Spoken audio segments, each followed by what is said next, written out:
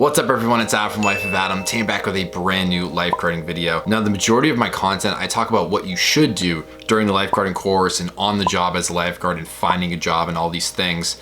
But today we're gonna be talking about what not to do, particularly during the lifeguard swimming tests at the very beginning of the course. Now this is a very important video because I guarantee you people make these mistakes all the time when doing the lifeguard test, and it's something that you need to be aware of so that you can pass on your first try and you do not want to risk failing and spending the money and not being able to take it again. So definitely listen up. Now I'm gonna have a tip for every single one of the pre-tests. So I'll have some tips for the 300-yard swim, I'll have some tips for the brick dive, and I'll have some tips for the treading water portion. Now, once you're aware of these mistakes, I guarantee you're not gonna make them and you're gonna be a lot better suited for passing on your first try. Now, my first tip is during the 300-yard swim, do not try to keep up with the people next to you. Now, I understand there's a lot of pressure, especially when you're starting the course and you're meeting people around you and you're kind of nervous, you don't really know what to expect. So when you start swimming and everyone starts to swim together in each of your laps, like you feel the pressure like, oh, I gotta keep up with the pack. Like I don't wanna look like the worst swimmer out of all of them. And it's dangerous because if you're swimming next to someone who's a very good swimmer,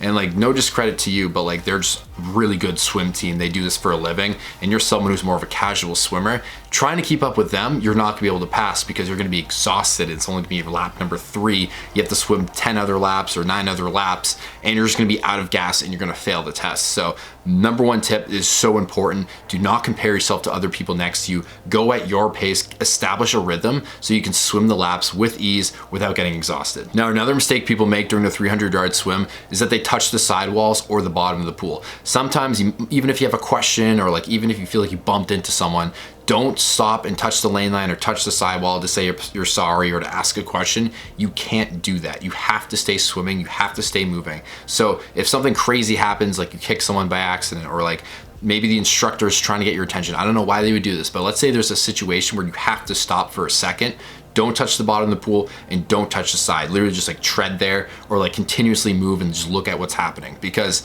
by doing this, you're basically eliminating yourself from the consecutive 300-yard swim. So just be mindful of that. The only walls you can touch are the end walls when you turn around. Now, a mistake people make during the brick dive is that they think they have less time than they really have. So they rush, they up the pace, and they go under and look for the brick and they can't find it. Now you gotta remember, the brick dive's pretty generous. You have a lot of time. You have over a minute. And the bottom line is you can find this brick and get it back to the start very, very quickly if you want it to. So you have a lot more time than you think. So make sure you're swimming at like a slower to medium pace so you can find the brick before going underwater. Because if you go underwater, you don't know where it is and you come back up without it, it's a terrible look. So make sure that you take your time finding it, locate it above water with like breaststroke, swim directly above it, and then go straight down to retrieve it. This is something that is a lifesaver because you do not want to be that person who's rushing, dives underneath, has no idea where it is, and you circle around and you can't find it, because once that anxiety starts to kick in, you get more nervous, then the time starts to go by really fast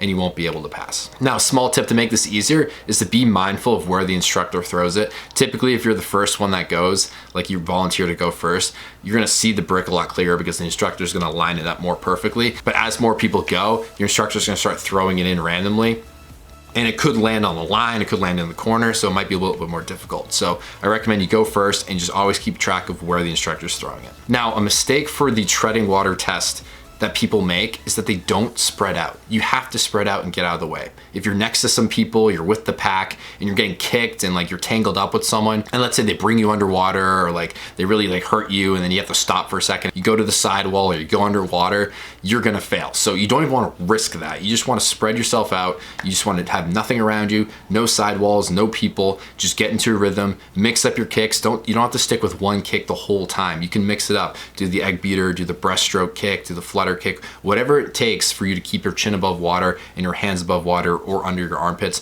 for that 2 minutes, you'll be completely fine. Now, most of the time, I'm pretty sure instructors are pretty reasonable. So if you do get kicked and like you stop for a second, they're not just gonna be like, hey, you fail. But you don't want to risk anything happening like that. You just want to have a really clean run through all 3 of these tests and be guaranteed to take the remainder of the course so that you can get your certification. Now, I hope you guys enjoyed this video. Definitely like and subscribe if you're new to the channel. Comment down below if you have any questions, and I'll see you all in the next upload. Thanks so much for watching. Peace out.